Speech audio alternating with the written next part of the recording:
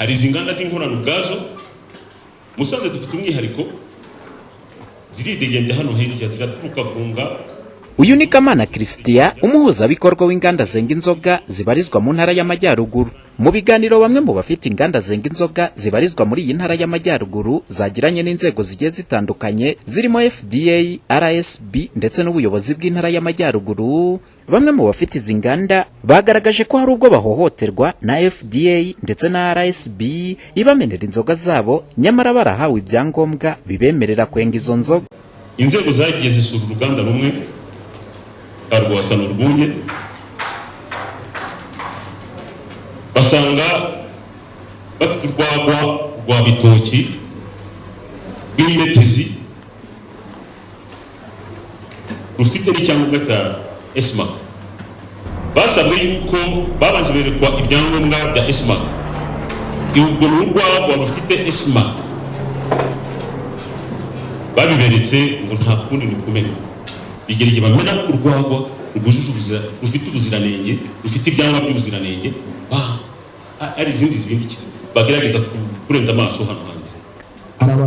Mu gusasa inzobe y'iki kibazo aba bafite inganda bahura nacyo, Nyirimigabo Eric umukozi muri FDA ndetse na Bera Hakizimana umukozi mu kigo gishinzwe ubuziranenge, bose bavuga ko impamvu zimwe mu nzoga zimenwa ari uko bamwe mu bahawe ibyangombwa baca ruhinga nyuma bagashinga izindi nganda ku ruhande zenga inzoga zitemewe. Hari abantu basigaye batubeshya mu by'ukuri. Kutubeshya gute? Abantu basigaye baza bagasaba gusurwa na FDA basaba bya byangombwa twavuze, ariko akatujyana ahantu hitwa yewe tugaha n'ibyangombwa, ariko mu by'ukuri hano hantu twamuhereye ibyangombwa ari nawe yasabye, ari nawe yatweretse, si yo hanakorera. Ugasanga mu bushobozi yatweretse asaba mu gukora wenda nka litiro 100 ku munsi, ariko mu gikari afite uruganda rushobora gukorana na kilolitiro n'ibihumbi 10 ku munsi.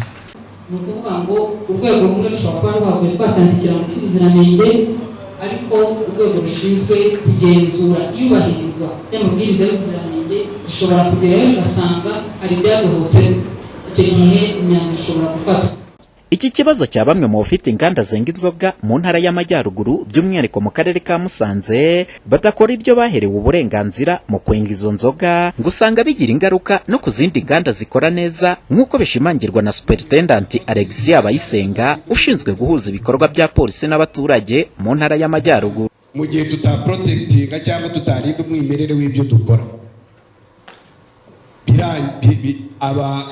babikora mu buryo butemewe barangizwa umwimerere kandi natwe bitugire namwe bibagireho ingaruka.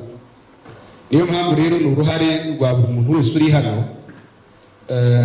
ntabwo ari iby'inzego z'umutekano gusa kumenya ko umuntu mubangikanye arimo yinga ibintu bishobora kukwicira isoko. Dukwiye gufatanya rero ukarengera inyungu zawe, ariko tukarengera n'inyungu z'abaturage hari nabo bakiriya babo. Muri rusange ubwo twakoraga iyi nkuru ntitwabashije kumenya umubare nyirizina w'inganda zo mu ntara y'Amajyaruguru zashinze izindi nganda ku ruhande zenga inzoga zitandukanye n'izo baherewe ubuziranenge. Gusa imibare twahawe nuko mu karere ka Musanze harimo inganda zigera kuri 22 zujuje ibyangombwa, ni mu gihe mu gihugu hose inganda zenga inzoga zimaze kubarurwa zigera ku 122. Umuhoza Honore, Flash TV, mu karere ka Musanze mu Majyaruguru y'u Rwanda.